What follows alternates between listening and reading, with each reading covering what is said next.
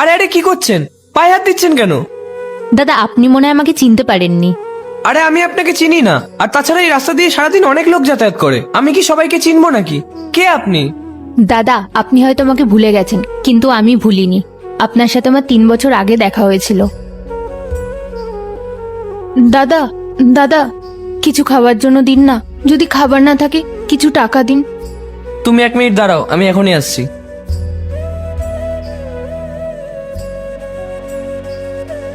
এই নাও বোন, জলের বোতল।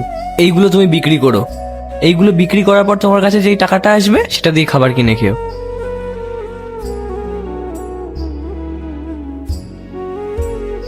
আচ্ছা, এখন আপনি কি করেন?